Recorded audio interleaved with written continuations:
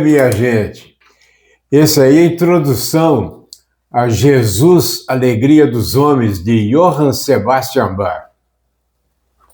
Beleza, subiu aí e vamos começar aí a 7ª edição. Isso. Nós vamos começar falando da Copa 26, Copa do Mundo 26, sobre o problema que houve com a delegação do Iraque. Aquele jogador famoso chamado Aimar Hussein, ele foi detido pelo aquele ICE, aquela política nojenta, aquela polícia nojenta de fronteira que os Estados Unidos têm lá, e mata até americano, mas principalmente sul-americanos e alienígenas de outros países, né? Eu chamo de alienígena.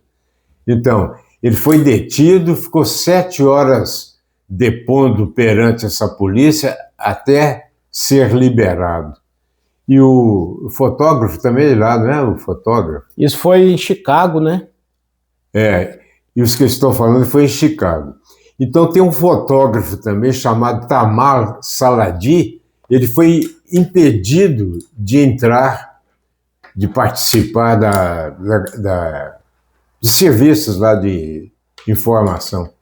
Então ele foi detido e teve que retornar ao seu país passando pela Espanha. Isso aí, nenhuma outra Copa do Mundo houve acontecimento da espécie. E tem também com a delegação do Irã, eles inicialmente iam ficar nos Estados Unidos, mas acabaram por pressão ficando em Tijuana, na praia, mas no México. E o curioso é que existe um muro, aquele muro que o próprio Trump começou a construir, na verdade começou com o Obama. Depois, o primeiro mandato do Trump, ele continuou essa construção e tem um muro exatamente em cima da praia em Tijuana, onde ficará essa delegação do Irã. Ficará não, já está lá. E o curioso dessa Copa 26, além dos 3 países que vão sediar, é que quase todos os jogos, uns 4 ou 5 aqui não, todos eles vão beirar os 30 graus ou mais, ou 32 ou mais minutos. De modo que, além daquela parada agora obrigatória na metade de cada tempo, para hidratação de 3 minutos, haverão tantas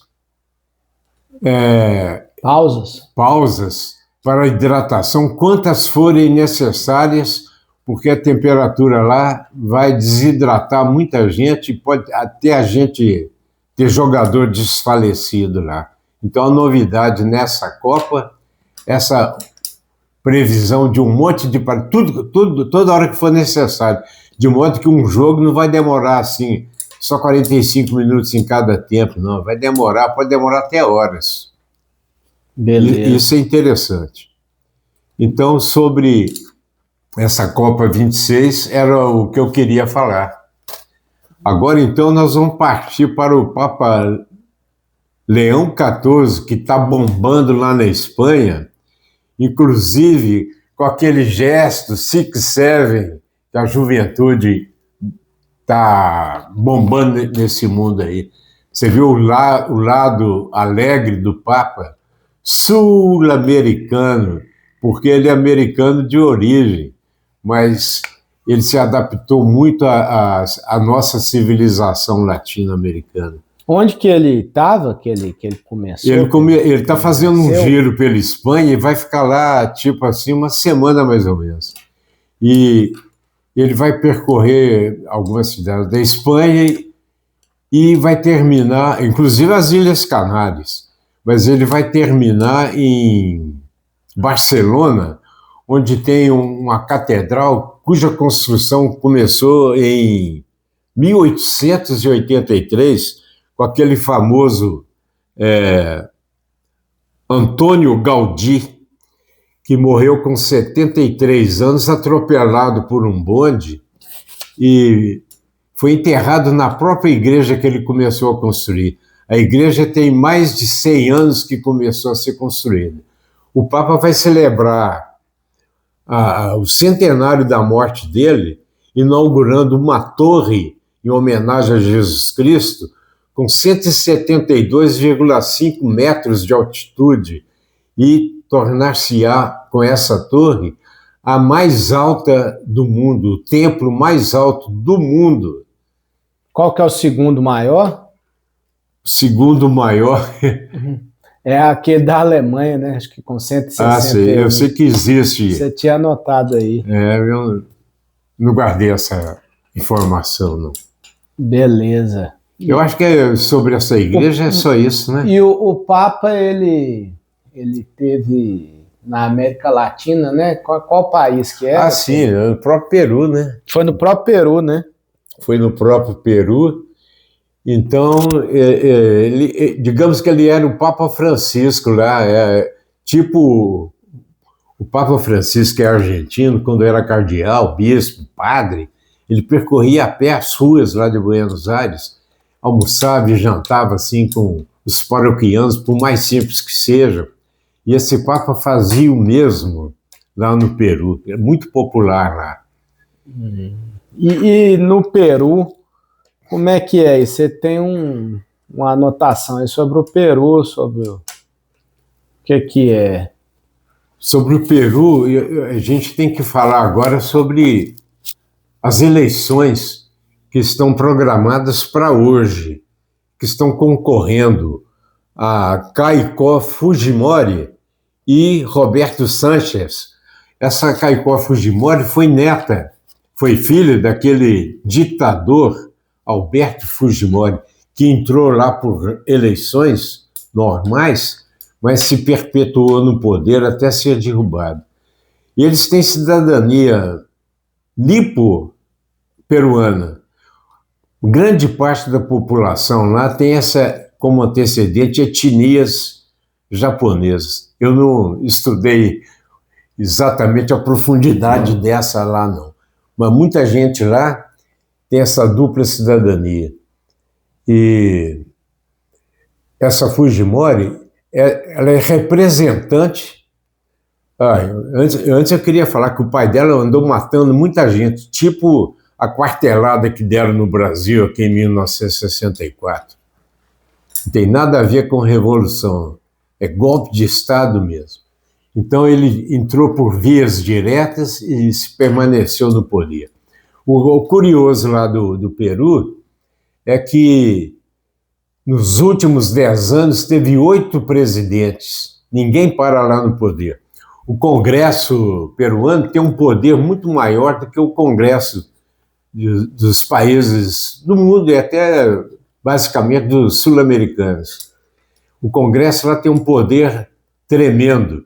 Ele pode cismar que você não tem moral e simplesmente derruba sem demais delongas. Não tem esse processo de impeachment que aqui no Brasil tem, não. E o incrível é que, até o momento, eles são unicamerais lá, unicameral. Eles não têm nem senador, nem deputado, eles têm representantes eleitos pelo povo, né? Mas a partir desta eleição que está sendo feita hoje,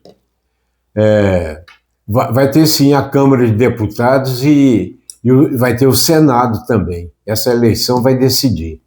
E a polarização lá é maior até do que é daqui.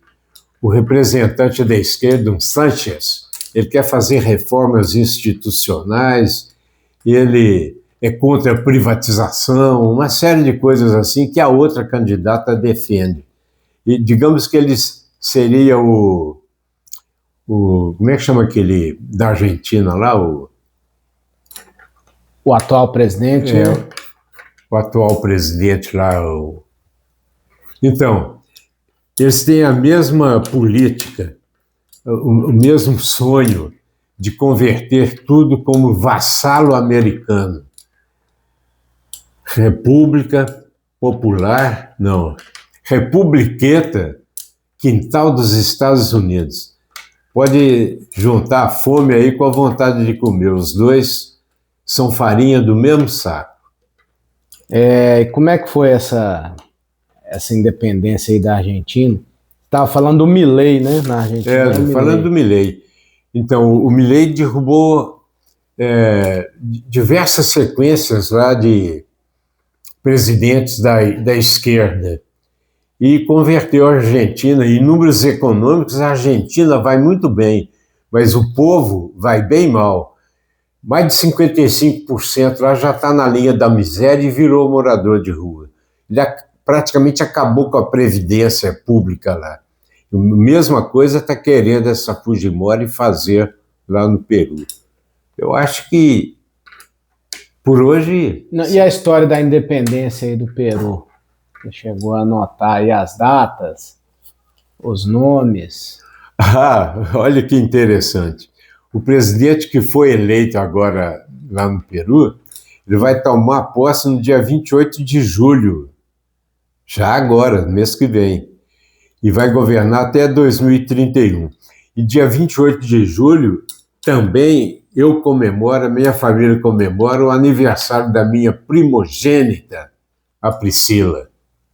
Isso aqui é interessante. E a data da independência também foi 28 de julho, lá de 1821. 1821, exatamente. Então, acho que é por isso, provavelmente deve ser, né, que eles comemoram o dia 28 de julho lá, e depois também a cada eleição, acho que o marco é esse, por ser 28 de julho. E a independência de lá foi feita por San Martín e depois concretizada 3 anos depois por Bolívar, que ele libertou, ele é venezuelano, além de libertar a Venezuela, ele libertou diversos paizinhos ali perto, na mesma data.